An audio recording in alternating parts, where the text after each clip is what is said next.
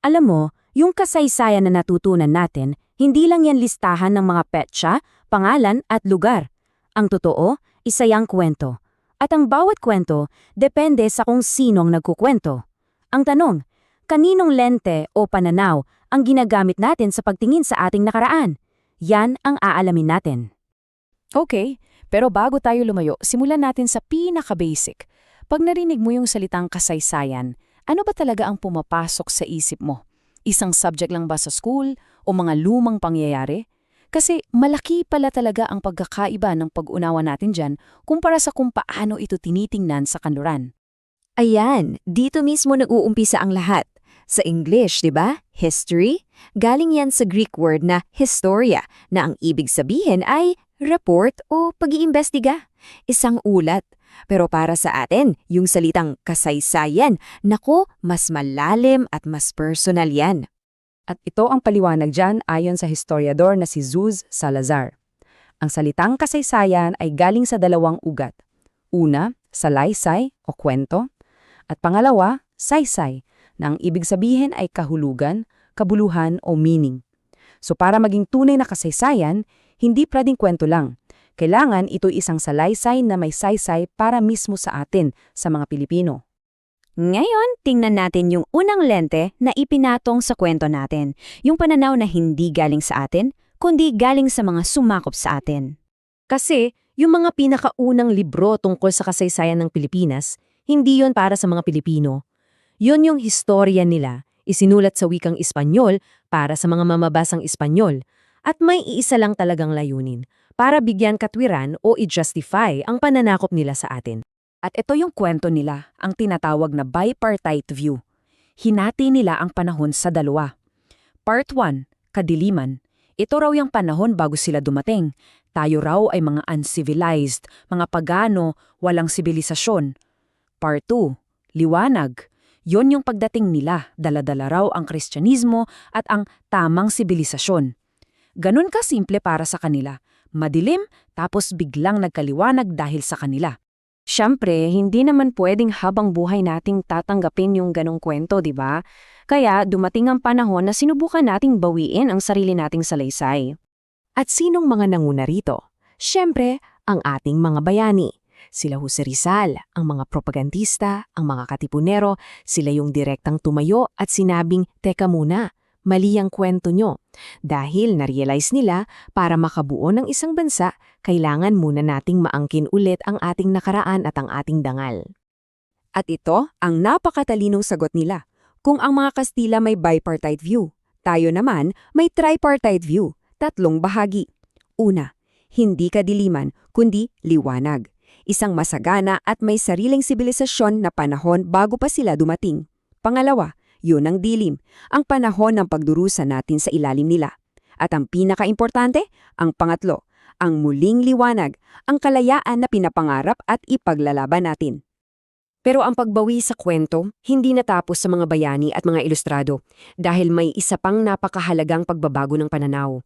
Isang boses na nagmula hindi sa itaas, kundi sa ibaba. Fast forward tayo sa 1960s at 70s. May mga bagong historiador na lumabas, tulad ni Teodoro Agoncillo at Renato Constantino. At ang laki nilang tanong, nasaan ang masa sa ating kasaysayan? Kaya sinadya nilang ilipat yung spotlight. Mula sa mga gobernador general at mga dayuhan, itinutok nila yung lente sa pakikibaka ng mga ordinaryong Pilipino. At para lang magka-idea ka kung gaano kalakas ang naging epekto nito, sinabi mismo ni Luis Teodoro na ang mga isinulat ni Constantino ay naging parang Biblia ng isang buong henerasyon. Ganun katindi yung uhaw ng mga estudyante at aktivista noon para sa isang tunay na makabayang kasaysayan. Tapos, yung pananaw na to, mas pinalalim pa ni Reynaldo Ileto sa konsepto niyang History from Below. Sabi niya, kung gusto talaga nating maintindihan ang masa, hindi sapat na basahin lang yung mga opisyal na dokumento. Kailangan nating hanapin at pakinggan yung sarili nilang boses. At ang galing ng ginawa niya, pinag-aralan niya ang pasyon. Akala mo, 'di ba, purong relihiyon lang 'yan. Pero ayon kay Ileto, para sa masa, yung kwento ng paghihirap at muling pagkabuhay ni Kristo ay naging salamin ng sarili nilang karanasan. Ang pasyon ay naging blueprint para sa kanilang pangarap na paglaya at revolusyon. Mula sa boses ng masa, dadako na tayo ngayon sa masasabi nating pinakaradikal na pagtatangka na gumawa ng isang kasaysayang para talaga sa atin. At dito na ulit papasok si Zuz Salazar. Ipinakilala niya ang pantayong pananaw. Simple lang yung argumento pero napakalakas. Ang tunay na kasaysayang daw ay dapat isinusulat sa wikang Filipino para sa mga kapwa Pilipino. Hindi na ito pagpapaliwanag sa mga dayuhan. Ito'y usapan nating mga Pilipino tungkol sa ating sarili.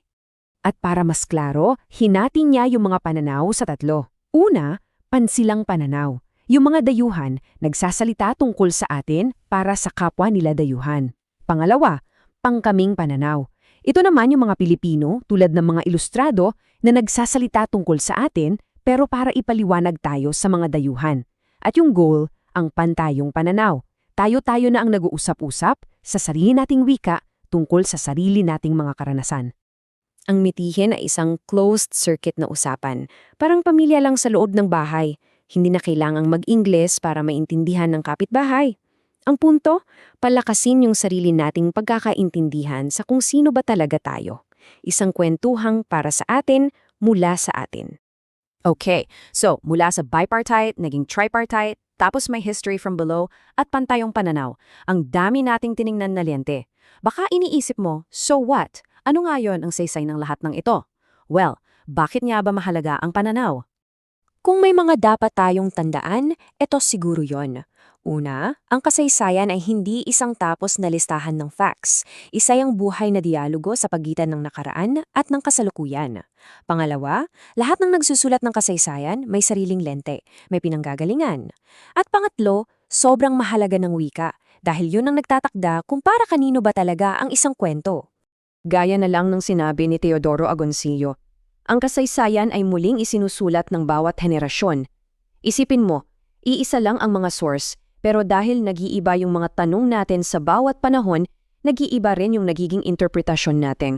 Ang kasaysayan ay laging may kinalaman sa kung sino tayo ngayon. Kaya dito kita iiwan sa isang tanong. Lahat ng natutunan mo tungkol sa kasaysayan ng Pilipinas, mula elementarya hanggang ngayon, subukan mong pagnilayan. Anong pananaw kaya ang ginamit doon?